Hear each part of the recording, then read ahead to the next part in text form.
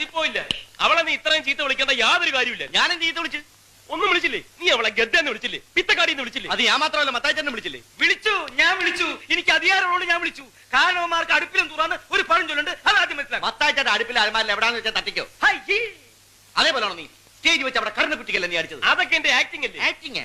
അവക്ക് ടൈമിംഗ് ഇല്ലാത്ത എന്റെ കുഴപ്പമാണോ? നമ്മൾ അടിക്കുമ്പോ ഇങ്ങനെ നിൽക്കണം, നമ്മൾ അടിക്കുമ്പോ മുഖം കൊണ്ടുവന്ന അടിയുള്ളൂ. അപ്പൊ നീ മനപ്പുറം അടിച്ചല്ല. നിനക്ക് മനഃപൂർവ്വം തോന്നി. അതാണ് ആക്ടിംഗ്, നിനക്കില്ലാത്തത്. ചുമ്മാ അല്ലടാ. ഫസ്റ്റ് ഡേ 24 നാടകം ബുക്ക് ചെയ്തു. പിന്നെ കൂടെ അഭിനയിക്കുന്നവർ അണപ്പല്ലടിച്ചിളക്കിട്ടല്ലേ നാടകം ബുക്ക് ചെയ്യുന്നത്.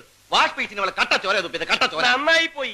നിന്റെ വൈഫൊന്നും അല്ലല്ലോ, പെങ്ങളൊന്നും അല്ലല്ലോ ഇത്ര ദണ്ണം വരാൻ. എനിക്കൊരു ദണ്ണമില്ല. അടുത്ത നാടകത്തിന് വേറെ നായിക ഉണ്ടായിക്കോണം. ഉണ്ടാക്കൂടാ. അവൾ ഈ ഭൂമിയിലെ അവസാനത്തെ നരിയൊന്നുമില്ലല്ലോ, വേറെ ഒന്നും ഉണ്ടാകാതിരിക്കാൻ. മത്തായിച്ചേട്ടാ അവൾക്ക് വരം 1000 എണ്ണത്തിന് ഞാൻ കൊണ്ടുവരും. 1000 എണ്ണത്തിന്. 1000 എണ്ണത്തിനെ കൊണ്ടുവന്നിട്ട് നിന്റെ അപ്പൻ ചെലവിന് കൊടുക്കടാ. എടാ, ഒരെണ്ണത്തിന് കൊണ്ടുപോടാ. ഒരെണ്ണത്തിന് അവളെ പോലെ അഭിനയിക്കാൻ കഴിയുന്ന ഒരെണ്ണത്തിന് കൊണ്ടുപോവാ. ശരി, ഞാൻ ഈ വെല്ലുവിളി ഏറ്റെടുക്കുന്നു. ഇനി ഒരു നായികയെ കണ്ടെത്തിയിട്ടല്ലാതെ ഈ ഗോപാലകൃഷ്ണൻ